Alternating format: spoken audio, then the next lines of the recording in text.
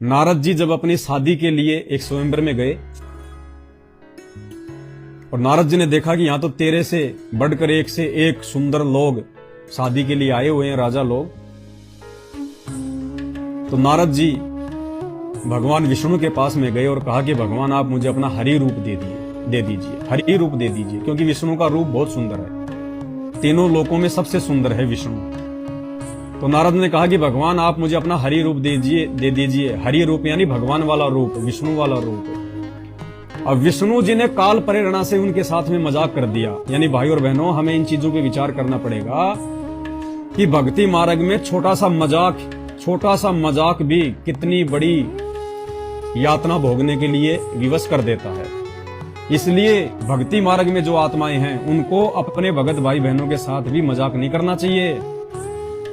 अपनी भगत बहनों के साथ में बात करे तो एक सभ्यतापूर्ण बात करे, थोड़ी सी दूरी मेंटेन करके बैठे, कम से कम 2-3 फुट की दूरी बना के अपनी बहनों के साथ में उसको बैठना चाहिए।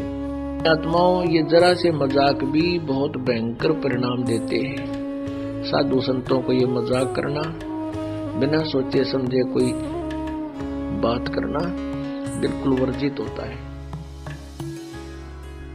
देखते समय, बातचीत करते समय विशेष उसकी दृष्टि होनी चाहिए, उसमें किसी भी प्रकार का कोई जो है मतलब भद्दापन नहीं होना चाहिए। और भक्ति मार्ग में मजाक बिल्कुल भी नहीं। पता नहीं कौन सी आत्मा उसको कैसे ले ले, उसकी आत्मा दुखी हो जाए, और आत्मा दुखी तो परमात्मा दुखी। तो पुण्यात्माओं, ऐसे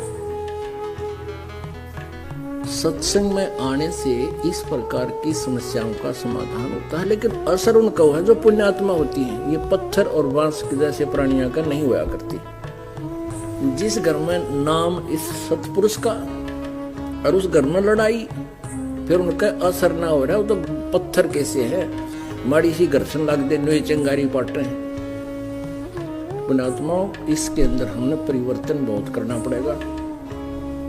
हमारे बोलने और बतलाने में, चलने और उठने और बैठने और निगाह दृष्टि में भी साधुता आनी चाहिए। एक तो चटक मटक करके चले, एक सीधा सा जैसे बिल्कुल भक्त संत चला करते हैं। उठने और बैठने में भी कहीं बकवाद नजर नहीं आवे, देखने में भी कोई ऐसी त्रुटि संत की दृष्टि में नहीं होनी चाहिए, भगत की में।